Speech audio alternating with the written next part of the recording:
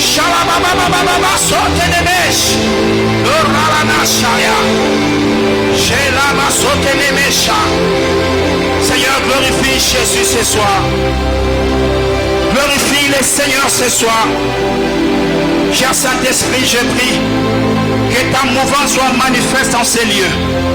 Au nom de Jésus-Christ.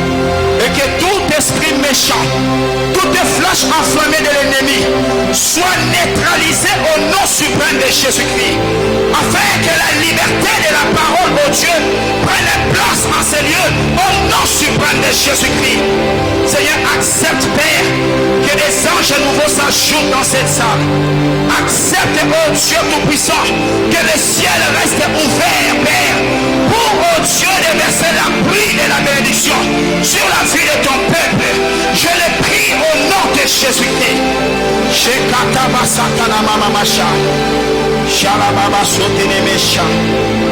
Seigneur, je te prie ce soir.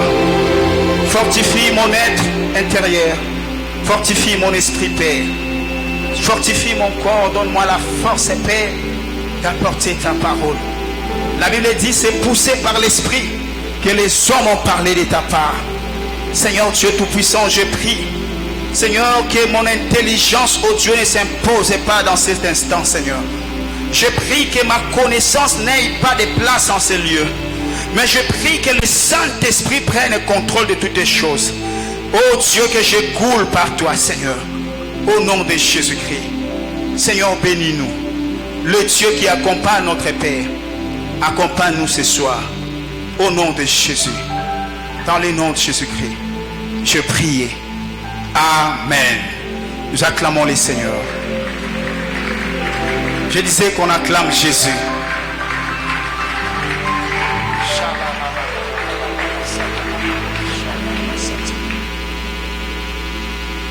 Nous rendons gloire à Dieu pour les privilèges qu'il nous accorde ce soir pour pouvoir apporter la parole de Dieu. Le Seigneur nous a encore donné le souffle de vie ce soir pour nous tenir en ces lieux. Sans le souffle, nous ne serons pas en ces lieux.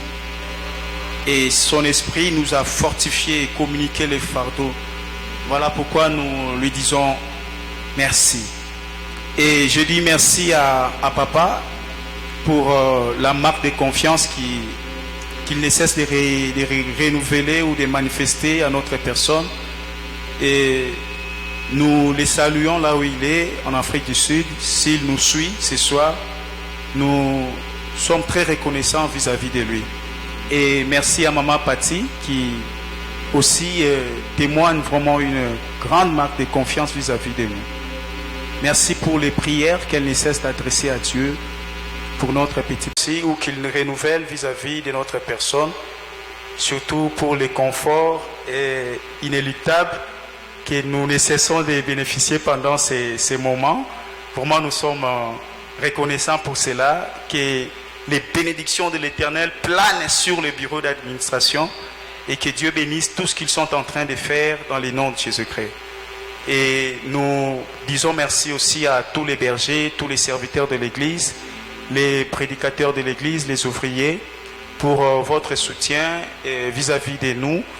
J'aimerais vraiment saluer les deux onctions qui nous ont précédés, à l'instar du berger patient qui est le faiseur des brèches, qui nous avait frayé les chemins afin d'avoir encore plus de révélations, plus de couloirs à passer. Également, merci où je célèbre les bergers Jonas, qui nous a aussi bénis par des puissantes prédications. Et de partout où il est, nous sommes très bénis par leur vie. Vraiment, merci pour leur présence, merci pour leur ministère qui ne cesse de nous bénir. Et que Dieu vous bénisse, vous aussi qui êtes là ce soir pour écouter la parole. Je disais que Dieu vous bénisse, qu'il bénisse vos travaux, qu'il bénisse vos maisons, que Dieu bénisse vos projets au nom de Jésus-Christ. Je salue aussi les internautes qui nous suivent de part et d'autre. Et partout où ils nous suivent, que la main puissante de l'Éternel puisse les toucher là où ils sont. Et que ceux qui sont malades puissent bénéficier de la guérison là où ils sont. et que ceux qui ont des problèmes, qu'ils trouvent solution partout où ils nous suivent dans les noms suprêmes de Jésus-Christ. Ce soir, je vais rappeler les fardeaux que nous avions communiqués les mercredis.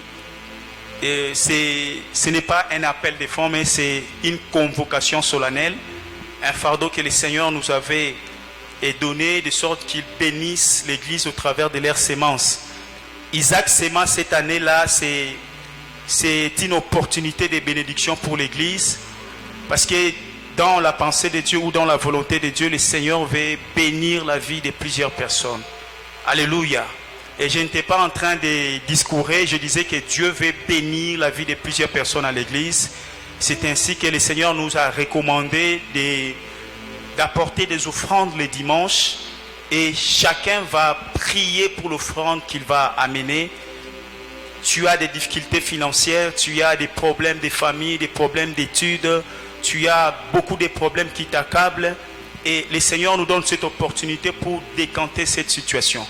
Donc que chacun de nous, le dimanche, soit muni d'une offrande que tu vas présenter à Dieu. Ici, je n'ai pas précisé les montants, puisque moi je suis quelqu'un de chiffres. Si vous me demandez de préciser les montants, et ceux qui travaillent avec moi dans le département sachent que je demande toujours des 500 000 $, 10 millions de dollars, 80 millions de dollars. Donc je ne ferai pas cet exercice-là ce soir.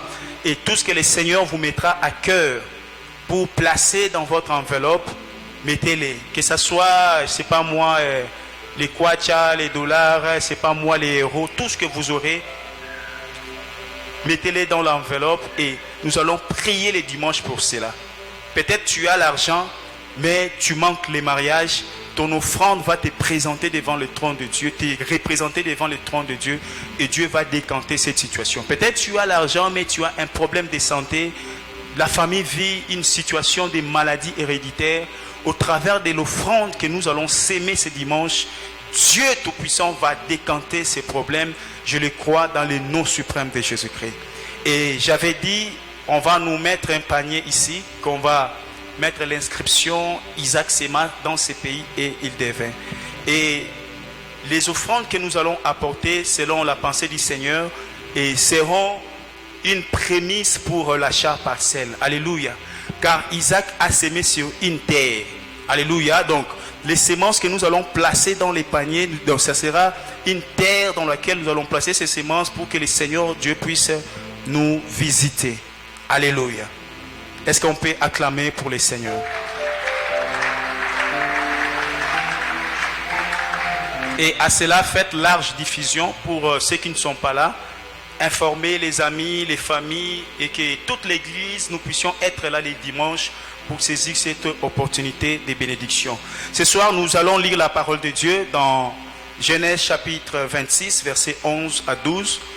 Nous lirons aussi Proverbes chapitre 10, verset 22. Je nous prie de nous tenir debout pour honorer la parole de Dieu.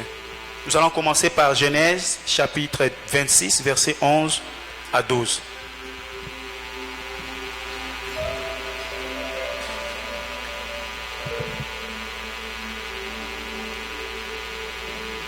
Est-ce que nous avons trouvé? Genèse chapitre 26, verset 11 à 12. 26, 11 à 12. Je vais lire une des trois. Il lui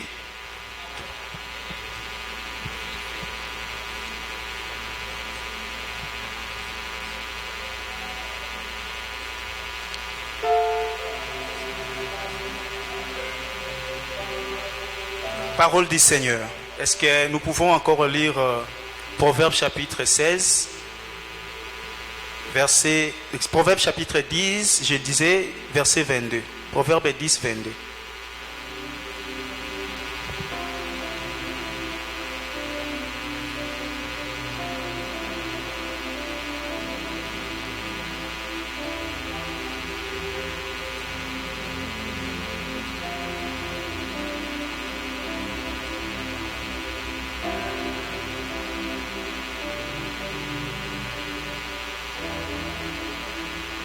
parole du Seigneur. Est-ce que nous pouvons nous asseoir?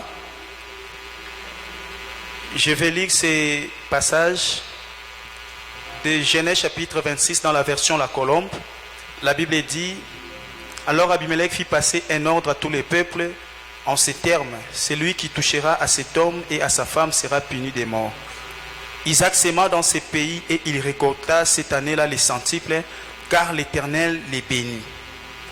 Et Proverbe chapitre 10 verset 22, la Bible dit: c'est la bénédiction de l'Éternel qui enrichit et il ne la fait suivre d'aucun chagrin. Et nous avons été bénis les mercredis par les fardeaux que le Seigneur nous avait communiqués. Et les mercredis, nous avons, à titre récapitulatif, parlé sur les types d'Isaac, les frères Isaac. Nous avons parlé sur certaines vérités concernant la bénédiction, ou plutôt la sémence. Et nous avions parlé de l'église de Guérard, qui était dirigée par Abimelech, et Isaac était son fidèle. Nous avons donné certaines caractéristiques de cette église de Guérard. Et nous avons parlé d'Abimelech comme étant une clé qui allait décanter donc l'investissement d'Isaac. Et à la suite, nous avons parlé des types de semences vitales. Nous avons parlé sur la foi et la parole. Et pour ce soir, nous devons déjà comprendre que dans le domaine agronomique, et lorsque l'on veut s'aimer sur une terre, l'agriculteur prend les soins de vérifier ou de veiller sur la qualité du sol. Parce que le sol est l'élément très important pour avoir une bonne récolte. Et on utilise souvent le terme la productivité. Et pour qu'il y ait une productivité évidente, il faudra que la terre ait des ressources minérales, que la terre ait des éléments ou de l'eau pour permettre à ce que la sémence qui sera placée puisse germer. Et l'agriculteur doit également se rassurer sur la position du soleil, la lumière, qui est un élément très important du fait que la chaleur qui frappe sur le sol permet à ce que le sol ait une température favorable à la germination de la sémence. Et l'agriculteur veille sur la lumière ou le soleil, parce que la lumière, chimiquement parlant, produit la lumière ou produit des éléments nécessaires pour la croissance des plantes. Et ces éléments importants chimiques dans la photosynthèse permettent à ce que les plantes qui vont pousser puissent avoir une bonne santé, si je peux le dire. Et ici, dans ce passage, vous allez comprendre avec moi qu'on parle de cette histoire d'Isaac. Et Isaac a implanté son entreprise dans la terre de Guérard. J'aimerais ici nous signaler une chose, que les Guérard dont on parle ici, c'est dans le temps, c'était un territoire philistin, et ce territoire s'est retrouvé au sud du Gaza. Et si vous regardez aujourd'hui, on parle plus de Gaza, c'est en fait un endroit très stratégique pour les Philistins. Et il y a des affrontements entre les Israélites et les Philistins sur cette contrée de Gaza. Et Guérard, c'est un pays ou un territoire qui il y a un problème de sécheresse. Déjà, vous allez voir ou vous allez comprendre que cette partie orientale, c'est une partie qui vit sur le climat désertique. Et ce qui fait que ce climat-là entraîne une sécheresse du sol. Et aujourd'hui, dans le temps où nous vous parlons, c'est que le gouvernement israélien a pris la résolution de planter des arbres sur le territoire qu'on appelait jadis Guérard. Mais aujourd'hui, ce territoire porte le nom de Tel Aror. Si vous allez à l'internet, vous tapez Tel Aror, on va vous montrer directement que Der Aror correspond à Guérar. Donc c'est un territoire israélien qui est dans une contrée désertique et le gouvernement israélien a pris la résolution de faire la forestation de ces lieux de manière à permettre que la population puisse y survivre. Et la réalité de ces lieux, bien aimés dans le Seigneur, c'est que Isaac qui sème en ces lieux, il ne sème pas par une bonne foi. Lorsque la terre ou le sol n'est pas favorable à une culture, et en agronomie, on utilise un terme, on appelle ça zacher. Donc zacher, c'est un procédé où on laisse la terre au repos et on met des fumiers de manière à enrichir la terre pour qu'il y ait de l'eau, des minéraux et que la semence, lorsqu'elle sera plantée, cette semence-là puisse germer. Isaac sema cette année-là et il devint. Bien-aimé dans le Seigneur, vous allez comprendre que entre la semence et la récolte, il y a un grand parcours, il y a des procédés à suivre. Isaac qui a sémé, c'est un procédé. Et pour qu'Isaac devienne, c'est un autre procédé.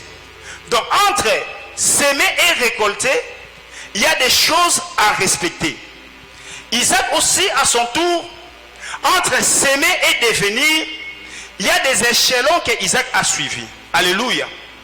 Vous allez comprendre ici que Isaac, pour commencer à s'aimer, Isaac avait besoin d'Abimelech. Ça, c'était la première clé. Et puis, si vous lisez cette parole, vous allez voir que Isaac, après avoir commencé à s'aimer, la Bible dit Isaac a récolté les centuples. Isaac a récolté les centuples parce que Dieu les bénissait. C'était une continuité de la bénédiction. Une bénédiction qui, je le dirais, une bénédiction en chaîne qui continuait dans l'entreprise d'Isaac. Et c'est cette bénédiction qui a permis à Isaac de devenir. Alléluia. Isaac, pour récolter les centuples, Isaac doit s'aimer. Mais Isaac, pour devenir riche, Isaac doit avoir une main invisible sur lui. Alléluia, est-ce que je suis avec quelqu'un ce soir? Isaac, pour devenir riche, Isaac a besoin d'un manteau divin pour permettre à ce que sa récolte puisse aller en croissance. Alléluia. Et c'est là où repose mon fardeau ce soir. Isaac, pour devenir riche, Isaac a besoin de la bénédiction de l'Éternel. Vous allez comprendre que les hommes qui ont marché avec Dieu, ce sont des hommes que Dieu a impactés, que Dieu a bénis dans la Bible. Alléluia. Dieu a libéré des paroles. Dieu a investi de sa puissance sur la vie de ces personnes. Et ces personnes sont arrivées à devenir ou à porter des noms puissants, des noms glorieux, des noms célèbres. Parce qu'il y avait une main invisible sur ces gens-là. Et c'est ce qui a permis à ces gens de vivre un épanouissement dans leurs entreprises. Alors ce soir, en parlant de la bénédiction, je dirais que la bénédiction qu'Isaac avait reçue, c'était une clé très importante pour son enrichissement. C'est vrai, si nous faisons des analyses là-dessus, vous allez voir que dans cette terre de Guérar, selon les recherches, on dit c'est une terre stérile. Et je viens de le dire, c'est un pays désertique où il y avait un climat désertique. Isaac va devenir comment riche si il se contente seulement du centuple qu'il a récolté. Il faudra que les centuples soient travaillés et que la main invisible de Dieu passe sur les centuples pour qu'Isaac devienne riche. Alléluia. Alors la bénédiction en latin est tirée du mot benedictio qui veut dire parler en bien. Selon Josué chapitre 21 verset 45, la Bible dit de toutes les bonnes paroles que l'Éternel a prononcées sur Israël, toutes se sont accomplies. Et selon la pensée juive, la bénédiction est tirée du mot Beraka. B-E-R-A-K-A-H. Et le mot Beraka a donné 5 sens de la bénédiction, ou signifie 5 choses. Premièrement, le mot Beraka dit ou signifie les bénédictions. La deuxième des choses, le mot Beraka peut aussi dire un don, un cadeau, un présent que l'on peut faire à quelqu'un. Donc, tel que je suis là, si Maman Chantal me donne $5,000 ici, donc elle accomplit Beraka, le mot Beraka. Alléluia.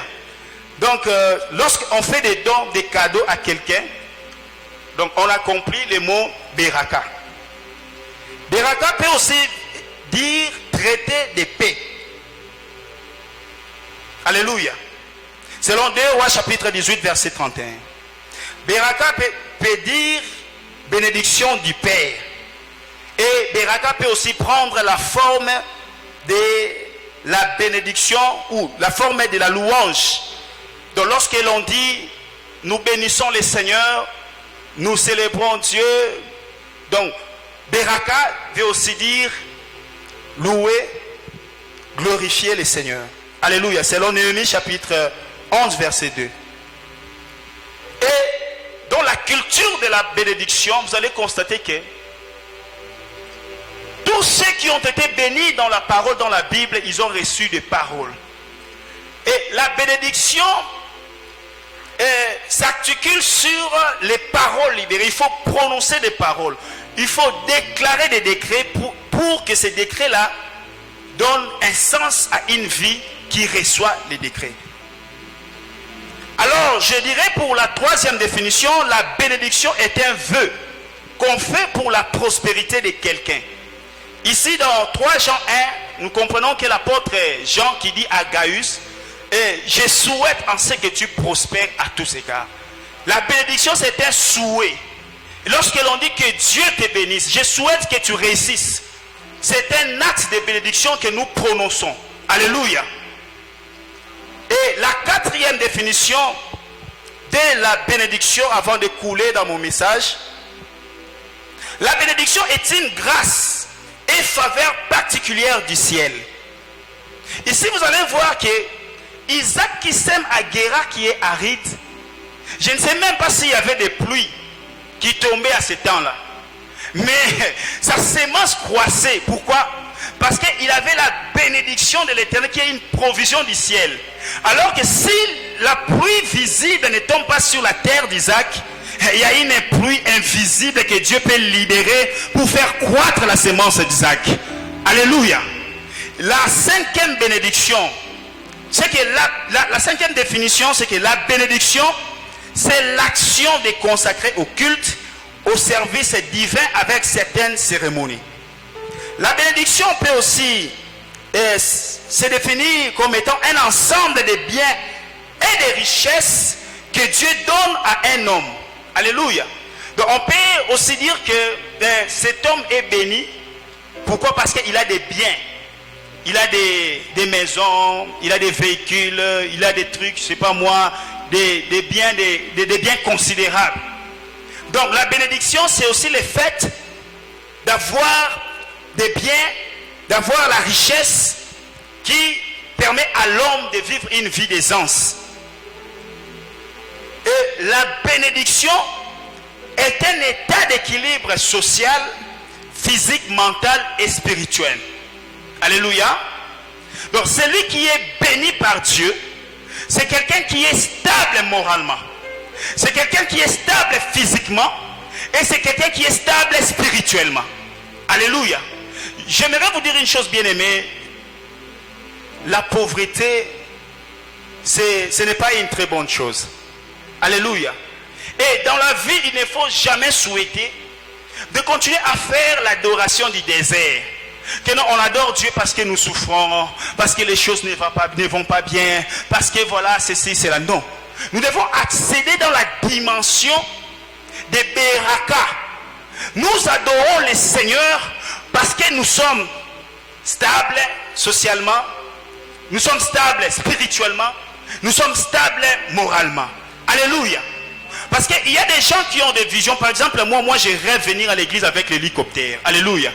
Donc c'est ça ma vision. Donc un certain dimanche, je viens comme ça, Nakiti en hélicoptère, Nakiti. C'est ça ma vision.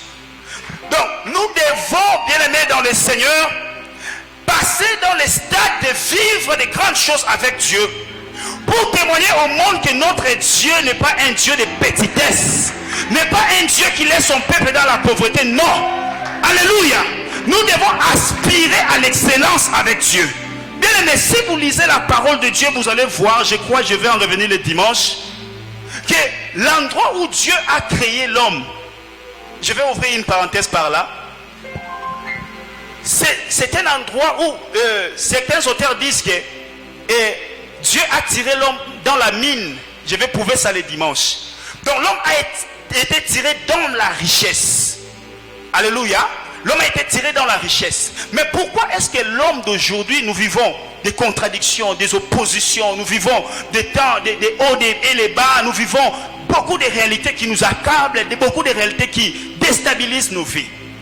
Alléluia, bien-aimés dans le Seigneur. Donc la bénédiction, c'est un ensemble de biens et de richesses que Dieu doit donner, ou Dieu donne à un homme pour le permettre à être épanoui.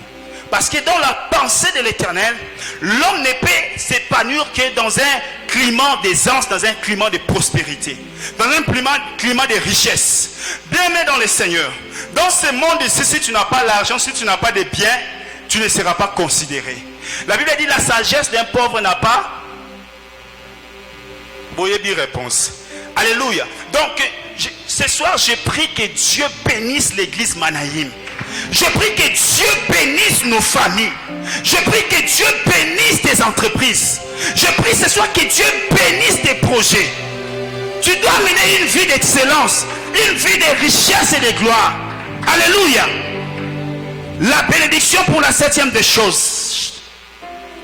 La bénédiction.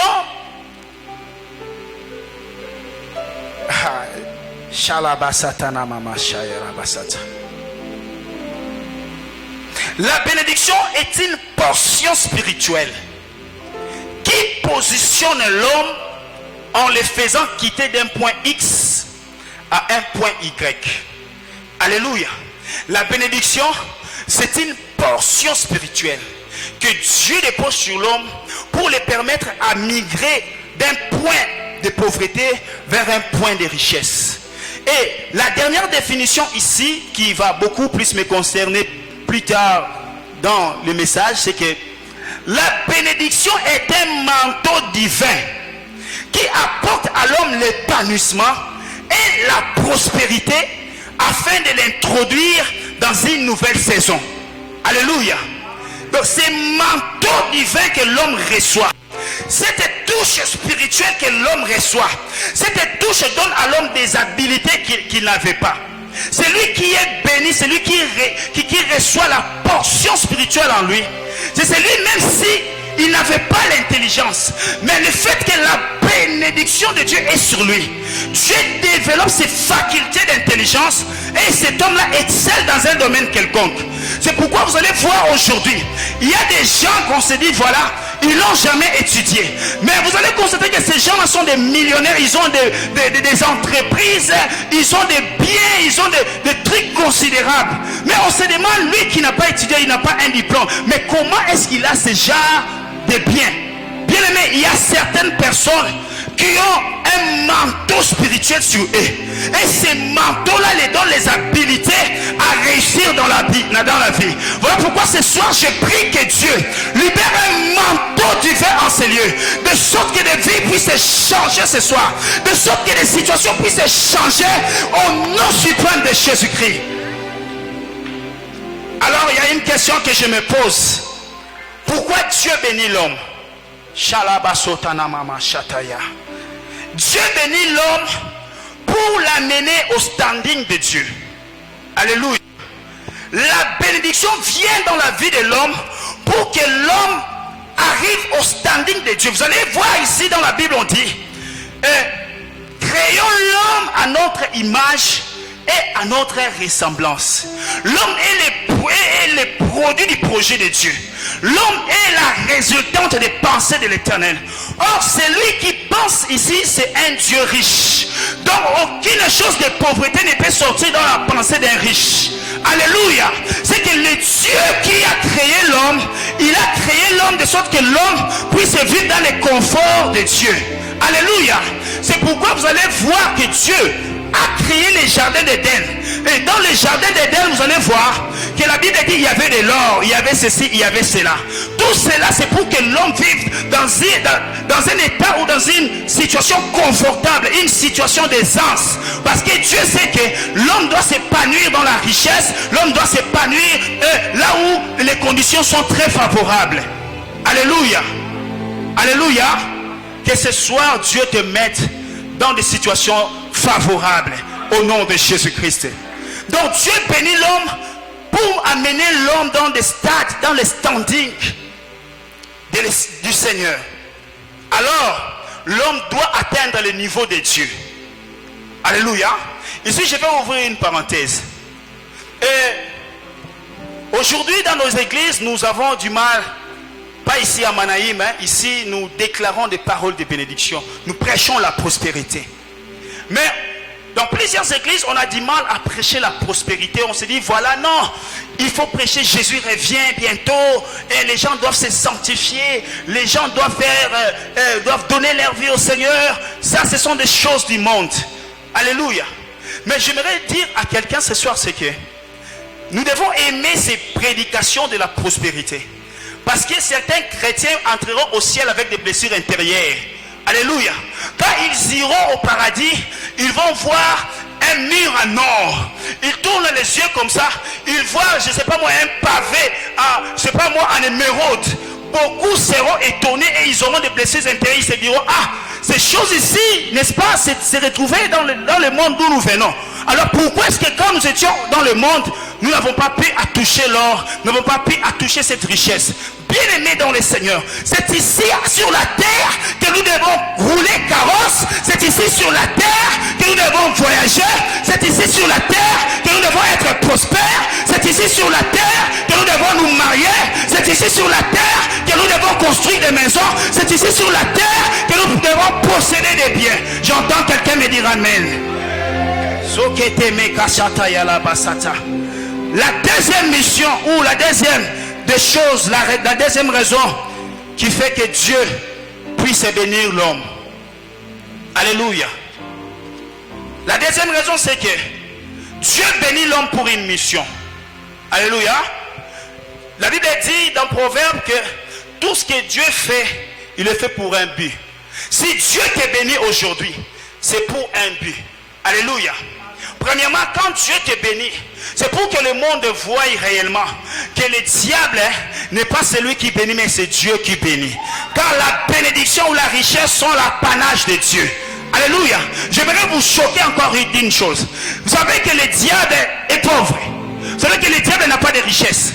Si vous lisez dans Ézéchiel chapitre 28, là où on parle de Lucifer, vous allez voir qu'on dit, on cite le diable, on cite les richesses du diable dans le passé. Tu étais devant moi un chérubin. Tu étais couvert de l'or. Tu étais couvert de myrrhe. Tu étais couvert de... On le cite au passé. Alléluia. C'est que c'est quelqu'un qui est dépouillé de toutes les richesses. C'est pourquoi ne soyez pas intimidés quand vous voyez les occultistes d'aujourd'hui d'avoir des véhicules, des maisons, ils ont des trucs. Bien, mais ce sont des bénédictions des richesses mal acquises. Ce sont des richesses illicites. La véritable richesse s'acquiert en Christ. Alléluia. Dieu nous bénit pour une mission. Quand Dieu nous bénit, c'est pour témoigner au monde. Réellement, il est la base ou le maître de la bénédiction. Alléluia. Dieu nous bénit pour une mission quelconque. Et lorsque Dieu nous bénit, le monde célèbre le Seigneur de ce que le Seigneur est capable de faire dans la vie d'un homme. Et ici, j'ai quelques vérités concernant la bénédiction. Et la première vérité, c'est que la bénédiction est soutenue par une alliance. Alléluia. La bénédiction a comme soutien fondement l'alliance. Si vous lisez dans Genèse chapitre 17, verset 2 jusqu'à 11, vous allez voir que Dieu est en train de traiter, de faire un traité ou une alliance avec Abraham. Dieu lui donne des conditions de l'alliance. Il dit, je te bénirai, je te ferai ceci, je te ferai cela. Et enfin, il lui dit, il donne les signes de l'alliance. Il lui dit, tout mâle dans ta maison sera circoncis le 8e jour. Alléluia. Donc la bénédiction a comme fondement, soutien, une alliance. Alléluia. Et la deuxième vérité, dans cette saison de prospérité, la bénédiction est multidimensionnelle. Alléluia. La bénédiction est multidimensionnelle. C'est-à-dire lorsque nous recevons les manteaux divins sur nous, ces manteaux divins viennent localiser ou résoudre chaque problème que nous avons dans nos vies. Il se peut que tu as un problème, c'est pas moi, des maladies, tu as un virus qui te dérange. Mais lorsque tu reçois les manteaux divins sur toi, les manteaux divins résolvent les problèmes de la maladie, mais aussi ils te donnent la guérison ou ils te donnent la santé divine. Les manteaux divins, c'est lorsque tu les reçois, ces manteaux peuvent affecter ton travail, mais affecter même ta maison, affecter les gens qui sont dans ta maison, affecter même tes assiettes, affecter même les chiens qui est dans ta parcelle. Les manteaux divins peuvent affecter même les chats que tu loges sur ton toit. Alléluia. La bénédiction est multidimensionnelle. Ce n'est pas une chose qui est concentrée sur un seul point, mais la bénédiction s'étend dans plusieurs dimensions de nos vies. Alléluia. Et nous allons voir ça plus tard. C'est ce qui avait manifesté, ou ce qui était en fait l'image de la tunique multicolore que Jacob avait. Je vais en parler ce soir. Alléluia. Et une autre vérité sur la bénédiction. La bénédiction engage Dieu et l'homme. Alléluia. Donc la bénédiction a deux acteurs. Il y a le premier acteur, c'est l'homme. C'est l'homme qui est visible, nous voyons partout, nous voyons les bergers d'Otsa, nous sommes un acteur pour la bénédiction. Un autre acteur qui est dans cette affaire de bénédiction, c'est Dieu. C'est un acteur invisible. C'est pourquoi lorsque Potiphar ou Pharaon regarde Joseph, il se dit, ah, tout lui réussit. Tout ce qu'il fait, il réussit. Bien aimé dans le Seigneur, Joseph a reçu parce qu'il y avait un acteur invisible derrière lui. Alléluia. Nous sommes tels que nous sommes là, nous avons un acteur invisible derrière nous. C'est pourquoi nous ne devons pas mener une vie de peur, une vie d'inquiétude, une vie, c'est pas moi, des inquiétudes. Pourquoi? Parce qu'il y a un acteur invisible derrière nous qui arrange des moments, qui arrange des situations à notre faveur. Et une autre vérité dans cette saison d'alliance, c'est que la bénédiction suscite l'adversité. Alléluia. C'est beau de désirer la bénédiction. C'est beau d'aspirer à être béni par le Seigneur. Mais sachons que la bénédiction va nous entraîner des adversaires. Ici, lorsque les Philistins et Abimelech ont constaté que Isaac commençait à prospérer et à réussir, la Bible dit la première des choses qu'ils ont fait, ils ont commencé à boucher le puits qu'Abraham, son père, avait creusé. Alléluia. Donc ils ont saboté les efforts d'Abraham. La bénédiction va t'attirer des ennemis. Il y a des gens avec qui tu parlais très bien dans le temps, mais après un certain moment tu commences à les voir indifférents vis-à-vis de toi. Tu passes comme ça, mais non, le problème c'est la bénédiction qui est sur toi. C'est la main invisible qui est derrière toi. Aujourd'hui nous voyons, on empoisonne des gens gratuitement comme ça. Mais je me dis, comment est-ce qu'on a empoisonné X personnes? Bien aimé, cette affaire de la bénédiction, c'est une affaire très cruciale. Alléluia. La bénédiction va nous engendrer des ennemis.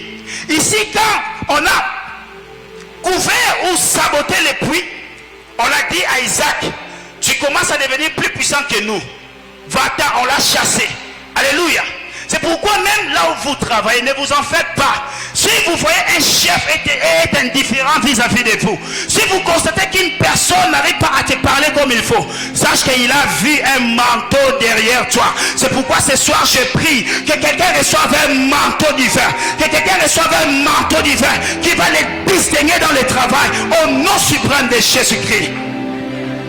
Alors, si la bénédiction existe, l'Église, nous devons avoir aussi dans notre conscience que la malédiction existe aussi.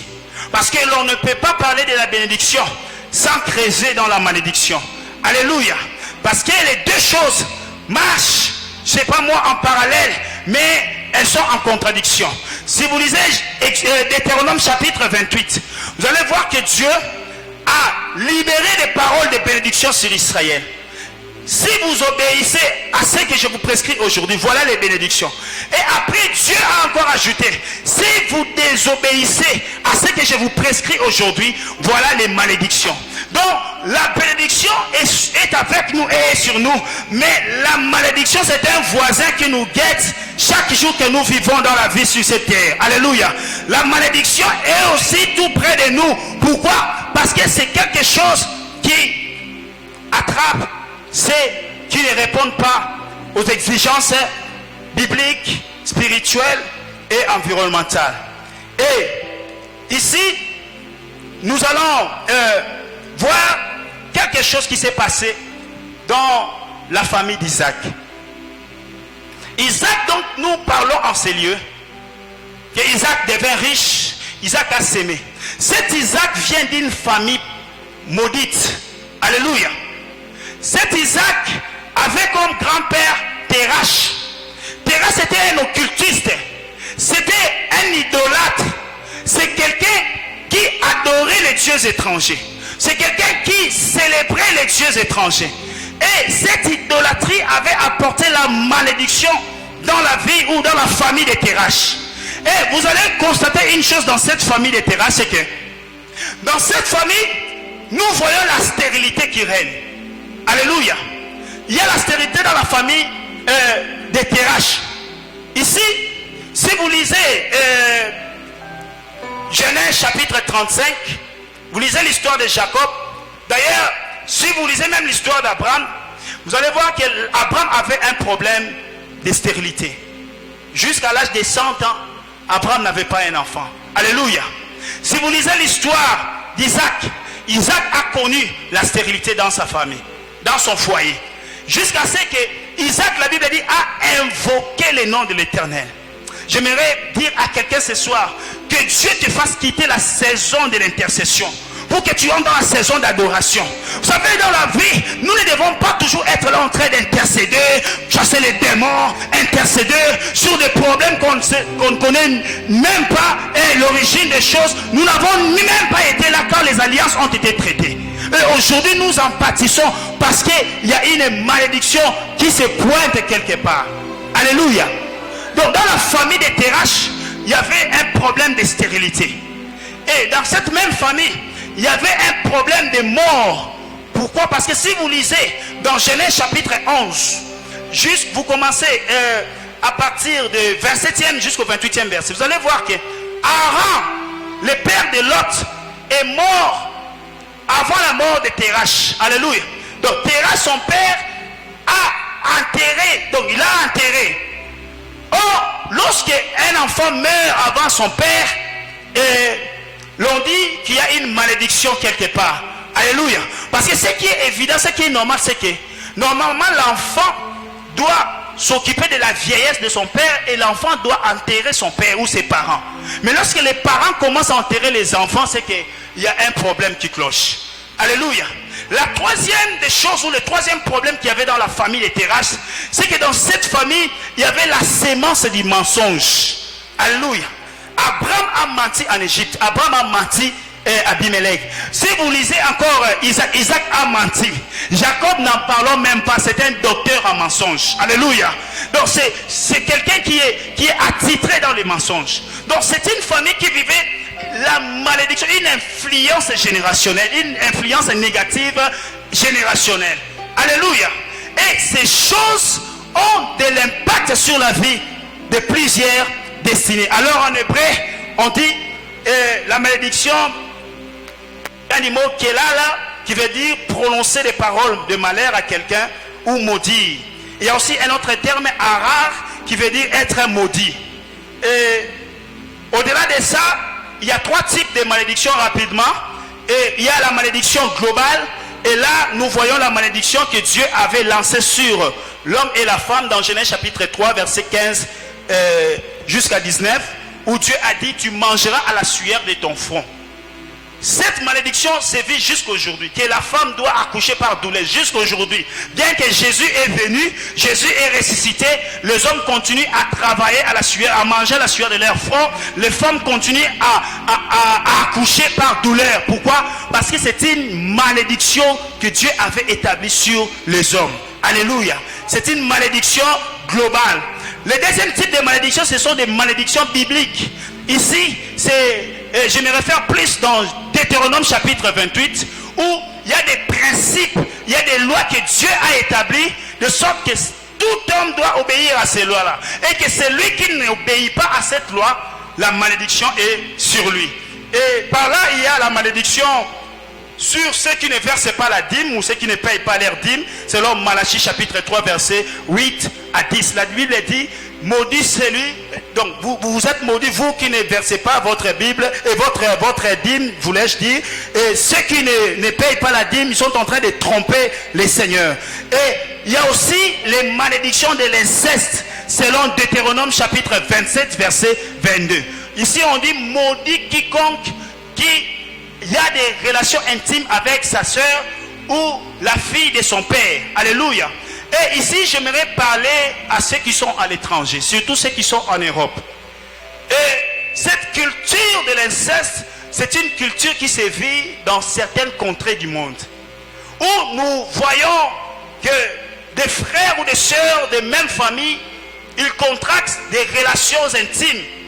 Bien-aimés dans le Seigneur, ce soir, j'aimerais vous annoncer, vous qui me suivez, que la malédiction de Dieu est sur vous.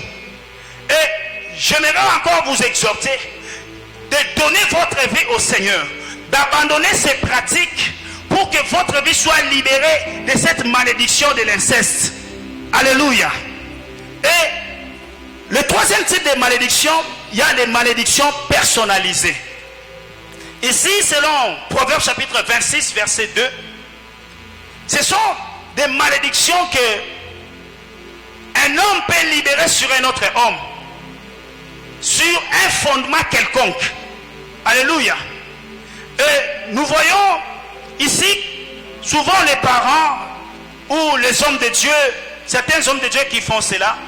Je connais une famille où une maman prononçait toujours des mauvaises paroles sur les enfants. Que vous, quand je ne serai pas là, vous allez souffrir.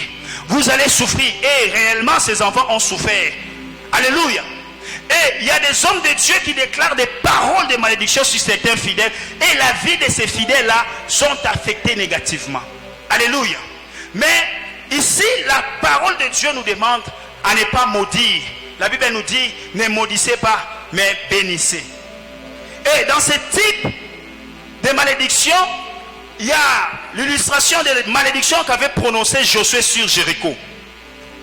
Josué a maudit Jéricho, il dit, c'est lui qui va poser les fondements sur cette ville en payant le prix de son premier-né. Et c'est lui qui va construire une fenêtre, c'est les derniers ou les cadets qui va suivre.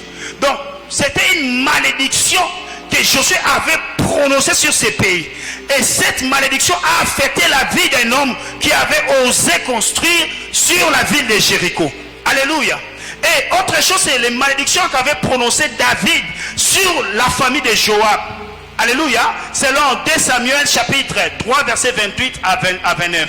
Joab qui avait tué Abner sans pour autant que David le sache. David a maudit la famille d'Abner de la lèpre et des maladies. Alléluia. Et ces malédictions ont affecté la vie de la famille de Joab. Alors, comment faire pour se libérer de la malédiction? Pour se libérer de la malédiction, premièrement, nous devons, on peut se libérer de la malédiction par le ministère d'un prophète. Alléluia. pour se libérer de la malédiction, premièrement, le ministère prophétique ou le ministère des prophètes peut entraîner la délivrance. Ici, vous allez lire dans 2 Rois chapitre 2, versets 19 à 22. On parle des malédictions des terres arides et des malédictions de pauvreté. Ici, c'est l'histoire d'Élisée qui avait opéré un miracle sur une contrée aride où vivait la pauvreté. Et il y a aussi la malédiction de la stérilité dans 2 Rois chapitre 4 versets 14 à 17. Le deuxième point ou la deuxième raison ou la deuxième des choses pour se libérer de la malédiction, l'on peut se libérer de la malédiction par l'onction du Saint-Esprit. Alléluia.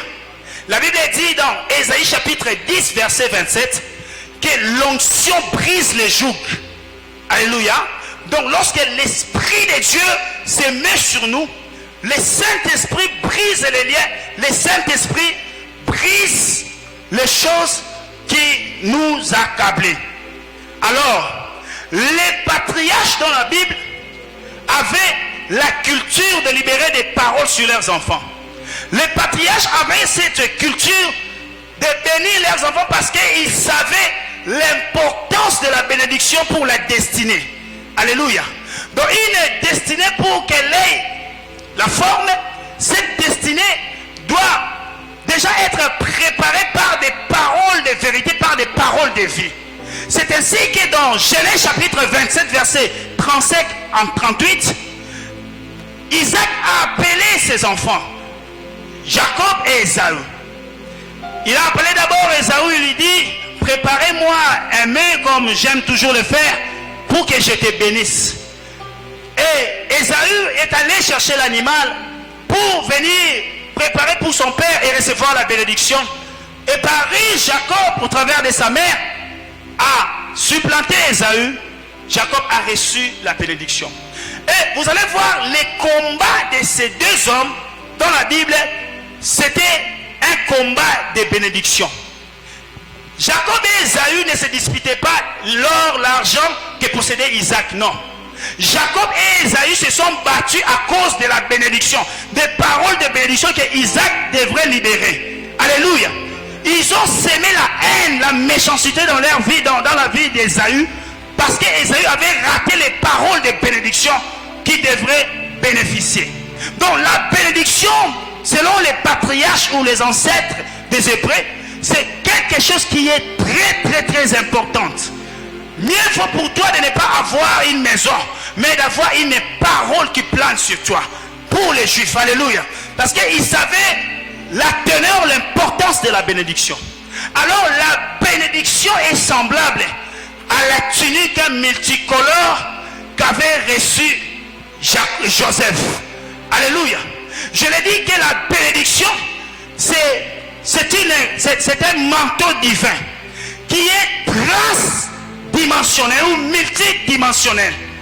Vous allez voir que Joseph a porté un manteau qui était multicoloré. Or, nous savons que la couleur a une connotation d'une richesse. Alléluia. Et on définit, chaque couleur a une définition quelconque. On va vous dire que non, la couleur est jaune et signifie telle richesse, la couleur bleue signifie telle richesse.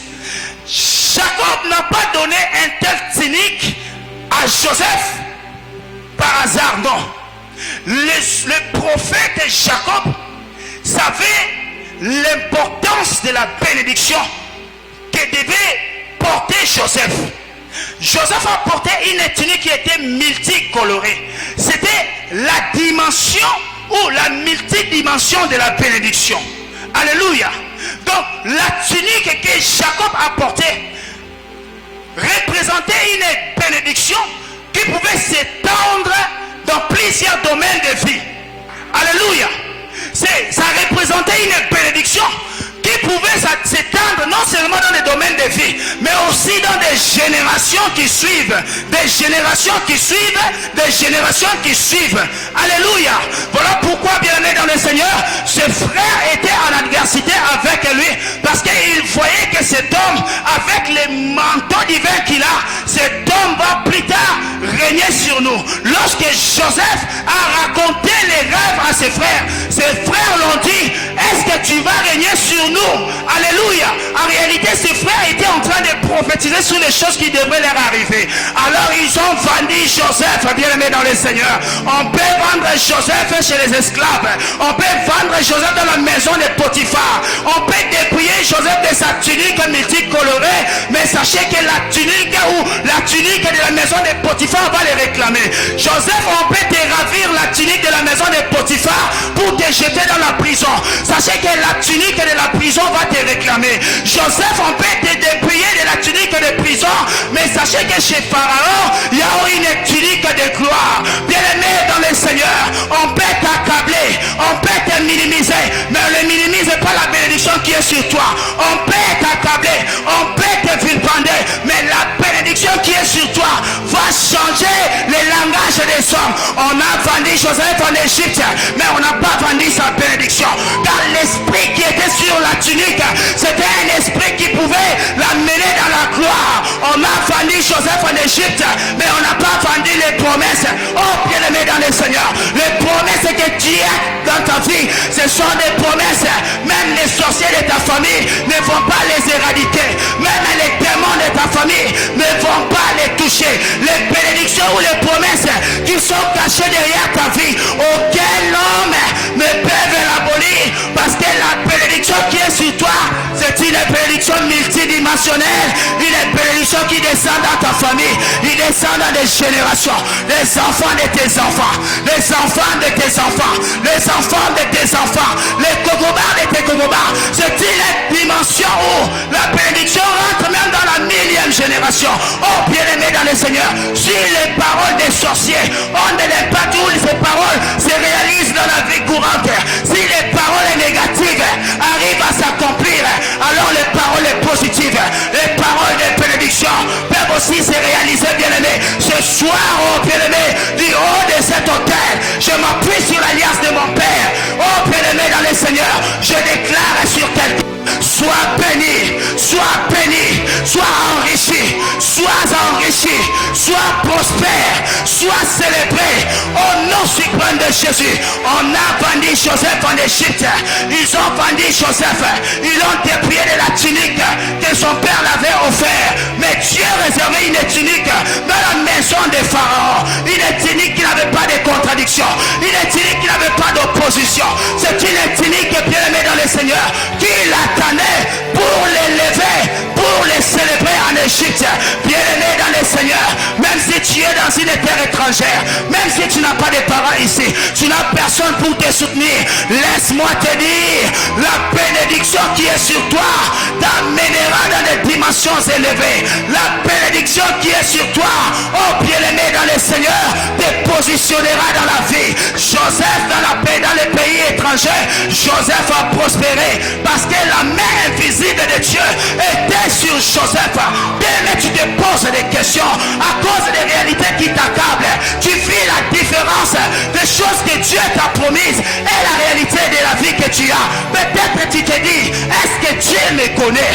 Est-ce que Dieu me voit? Bien aimé dans le Seigneur, ce soir je te rassure, Dieu te connaît. C'est pourquoi il a placé sur toi le manteau de la bénédiction, le manteau de la bénédiction, un manteau qui te bénit. Ce manteau-là n'arrête pas seulement à te bénir, mais ce manteau te guérit, ce manteau te préserve du danger, ce manteau ne te préserve pas seulement pas du danger, mais ce manteau t'élève. Voilà pourquoi ce soir je prie et je demande à Dieu que Dieu fasse du bien à un homme, que Dieu fasse du bien à une femme, que Dieu fasse du bien à un homme, au nom suprême de Jésus, au nom suprême de Jésus. La dimension de la bénédiction, c'est une dimension qui enrichit. La Bible dit ceci, c'est la bénédiction de l'Éternel qui enrichit et ne la fait suivre d'aucun chagrin. Isaac Aguera avait cette révélation, Isaac Aguera avait cette parole en lui, la bénédiction de l'Éternel qui enrichit et ne la fait suivre vivre d'aucun chagrin, malgré l'opposition, malgré que les ennemis peuvent se lever contre toi, ils peuvent prononcer des paroles négatives, ils peuvent fomenter des projets contre toi.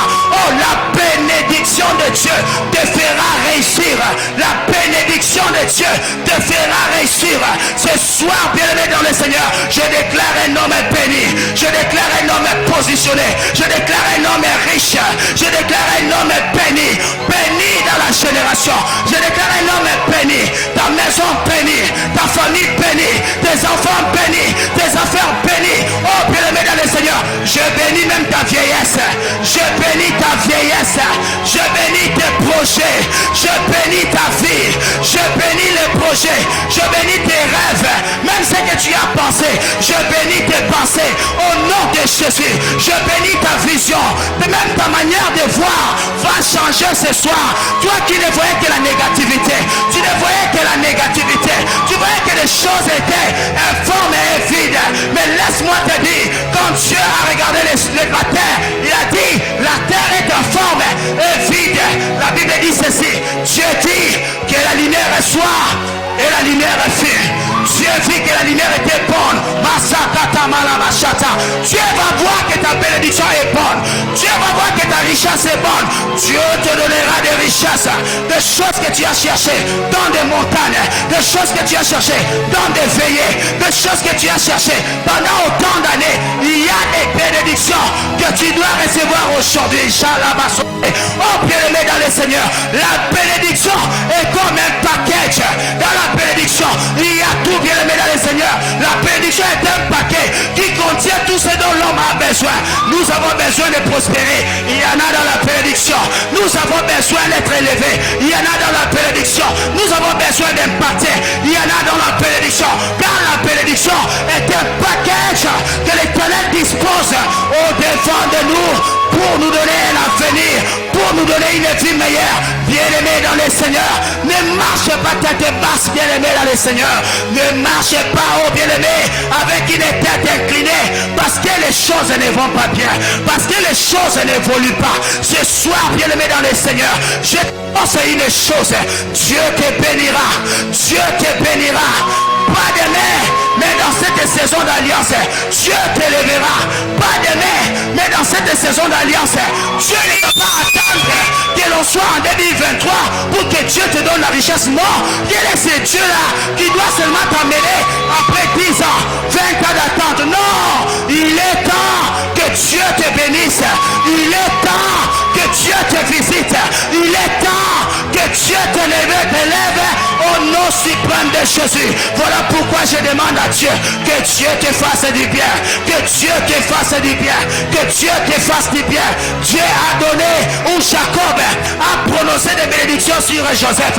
Il a dit les bénédictions du ciel soient ton partage, les bénédictions des eaux en bas pour toi Joseph sur ta tête, les bénédictions de ma main sur toi oh Joseph, les bénédictions des cieux. Oh bien-aimé, c'est une dimension de la croix, car les bénédictions du ciel se connectent à la bénédiction d'en bas, et les bénédictions de ma main se connectent à la bénédiction du ciel. C'est la dimension de la croix. C'est pourquoi la Bible dit c'est la bénédiction de l'Éternel qui enrichit. En réalité, lorsque Jacob libérait cette prophétie, oh bien-aimé, sur Joseph, Jacob était en train de prophétiser sur la croix de Jésus, car dans la croix de Jésus nous avons la guérison, dans la croix de Jésus nous avons le salut, dans la croix de Jésus nous avons la prospérité. Je demande à Dieu ce soir, à cause de Jésus, oh que celui qui était malade qu'il soit guéri. À cause de Jésus, celui qui avait des difficultés financières qu'il trouve les finances. À cause de Jésus, celui qui avait des oppositions, que les oppositions soient cassées au nom suprême de Jésus, au nom suprême de Jésus. J'aimerais que quelqu'un commence à prier. Élève ta voix, prie le Seigneur. Demande à Dieu de te bénir, demande à Dieu de te positionner dans une terre que tu n'as jamais été positionné, dans une terre que tu as été rejeté. Demande à Dieu, bien-aimé dans le Seigneur, demande à Dieu de te bénir, demande à Dieu de te visiter, demande à Dieu de te positionner, demande à Dieu de te lever. Chate makata sata.